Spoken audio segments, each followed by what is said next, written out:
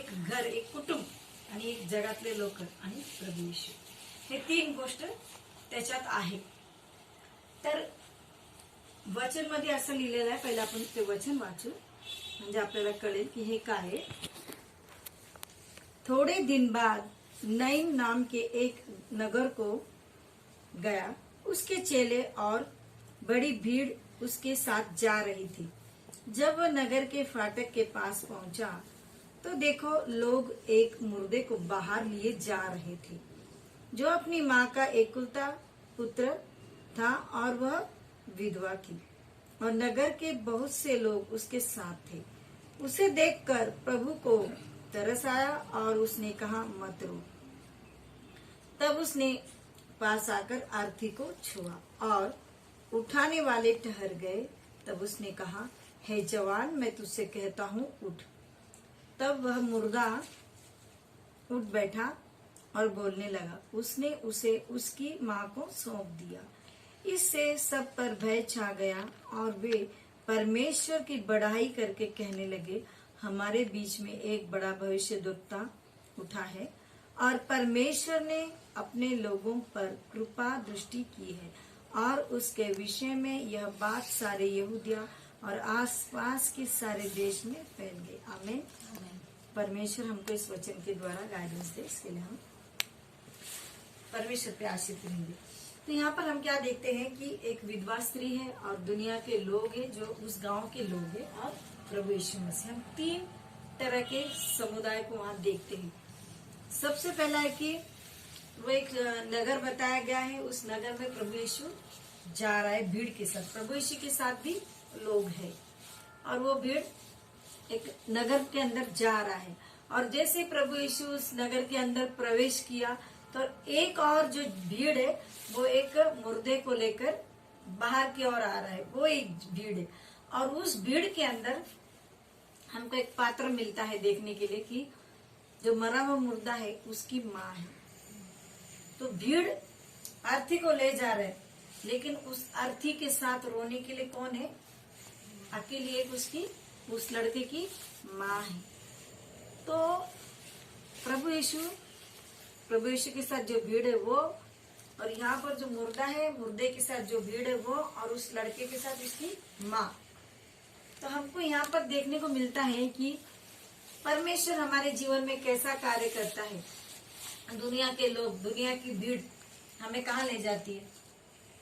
धकेल के बाहर ले जाती है. बरोबर है ना?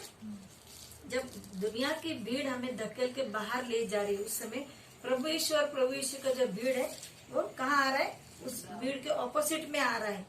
तो हमको एक चीज देखने को मिलता है, जब दुनिया की भीड़ हमें कहीं एक एकांत जगह में डालने के लिए ले जा रहा है, उस समय प्रभु यीशु और प्रभु यीशु के साथ जो लोग थे वो सब मिलकर उस भीड़ को प्रभु यीशु ने क्या किया? और भीड़ के लोगों को थामा. क्यों थामा, किस लिए थामा, वो हम देखेंगे कि प्रभु यीशु का जो स्वभाव है, वहाँ पर प्रभु यीशु वो भीड़ के साथ है और यहाँ पर इस भीड़ के साथ अर्थी के साथ वो लड़के की माँ है. उस माँ के हृदय में जो वेदना है, उस माँ के हृदय में जो दुख है, क्योंकि उसका पति गुजर गया, उसके पास कमाने के लिए कोई नहीं है और एकलौता एक बेटा था वो भी मर गया, वो अभी और बच्चे को जन्म नहीं दे सकती, उसको सहारा कोई नहीं है, तो दुख है उसको. तो वो दुख से वो रो रही है, उसके दुख को समझने वाला कोई नहीं. और ये जो भीड़ है वो भीड़ किधर लेके जा रहा है? उसको खड्डे में डालने के लिए. हमें प्रेज द लॉर्ड. परमेश्वर के नाम की महिमा हो. हम जब दुनिया की ओर देखते हैं तो दुनिया के लोग इसी प्रकार होते हैं. हमारे जीवन में समस्या आएंगे तो हमारी समस्या को नजरअंदाज करके उस समस्या से हम पूरे उस समस्या के अंदर हम एकदम मतलब उस समस्या से हम जब बाहर नहीं निकल सकते तो सभी लोग आकर हमको क्या करते हैं? हमें कहीं तो भी एक जगह में ऐसे डाल देते हैं जहाँ से हम कभी ना उठे. हमें लेकिन जो समस्या को फील करता है उसके ही हृदय में वो वेदना रहता है कि मैं इस समस्या से कैसे बाहर निकलूंगी. उसकी तड़प उस जो समस्या को सहन करता है उसके अंदर ही रहता है कि उस समस्या से मैं कैसे बाहर निकलूं. और उसी समय हमारा उद्धार करता प्रभु यीशु एक भीड़ के साथ वहां पर आता है और उसने देखा, उसने सबको देखा, उसके साथ भी भीड़ थी और ये अर्थी के साथ भी भीड़ थी. ये भीड़ और वो भीड़ में अंतर था. ये भीड़ उस आरती को गड़ाने के लिए लेके जा रही थी, लेकिन वो जो भीड़ थी किसी को जिलाने के लिए आया था। आमेन, प्रेज द लॉर्ड, परमेश्वर के नाम की महिमा हो। प्रभु यीशु ने क्या किया, सबसे पहले किसको देखा, लोगों की भीड़ को देखा, और वो आरती को देखा, और आरती के पीछे जो रो रही थी उस विधवा को देखा, और यीशु मसीह का जो हृदय है तरस से भर उठा, और उसने क्या बोला उसकी माँ को, रो मत। तो ये रो मत कहने के लिए इतना हिम्मत कौन दे सकता है हमको, प्रभु यीशु देता है। कि प्रभु यीशु के शब्द में एक सामर्थ्य है, उसने उस स्त्री का वेदना को जाना। आज हम जब दुनिया में देखते हैं तो हमें समझने के लिए कोई नहीं है, हमारी वेदना की तरफ देखने के लिए कोई नहीं है। सभी लोग हमको तिरस्कार करने के लिए, हमें बर्बाद करने के लिए, हमको लेके जाकर कहीं तो भी डालने के लिए लोग हमारे पास जमा होते। लेकिन प्रभु यीशु और प्रभु यीशु का जो भीड़ था उसने क्या किया, भीड़ के ऊपर तरस खाया, और उसने उस स्त्री को बोला कि रो मत। और प्रभु यीशु को जो तरस है, ये तरस वाला हृदय हमारे अंदर आना चाहिए। जब तक हमारे अंदर भी ये तरस का स्वभाव नहीं आता तो हम किसी को सांत्वना नहीं दे सकते। और वहां पर प्रभु यीशु ने उस स्त्री से कहा कि रो मत, और उस आरती के पास गया, और उस आरती बोले तो जहाँ को डेड बॉडी को सुलाया उसको जाकर प्रभु यीशु ने छुआ। तो प्रभु यीशु ने उस लड़के को वहां पर उसको छुआ और उसको जीवित किया, और उसने फिर से उस लड़के को अपनी माँ के हाथ में दिया। आज हमको विश्वास करना है कि जो कुछ हमारा मरा हुआ अवस्था है, जो कुछ हमारा खोया हुआ है, आज हम उसको प्रभु के हाथ में, जैसे वो भीड़ हमारे सामने आई और ये जो गांव के अंदर की भीड़ बाहर की ओर जा रही थी, हम वैसे ही उस प्रभु के हाथ में देंगे। क्या हमारा जो कुछ है हम प्रभु के हाथ में देंगे कि प्रभु उससे छुए और उसको जीवित करे। और प्रभु यही करने के लिए कहता है। और परमेश्वर ने, प्रभु यीशु ने क्या किया, उस आरती को छुआ और उस बेटे को जिलाया, और वो लड़का उठा और बोलने लगा, और उसने फिर से अपने उसकी माँ के हाथ में दिया। आज हमको यही देखना है कि दुनिया और दुनिया के लोगों से बढ़कर हमारा प्रभु यीशु जो हम पर तरस खाता है, वो हमें जिलाने के लिए, हमें बचाने के लिए, हमें आनंदित जीवन देने के लिए इस भूतल में आया।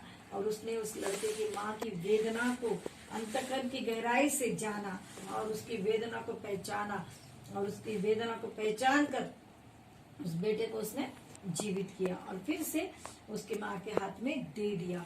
और उस जगह में सब लोग अचंभित होने लगे, क्योंकि ऐसा काम कोई नहीं कर सकता। अरे यहाँ पर एक भविष्यद्वक्ता आया है। और प्रभु यीशु का जो भय है वो सारी जगह में फैल गया, यहूदिया में, सामरिया में, सभी जगह में फैल गया।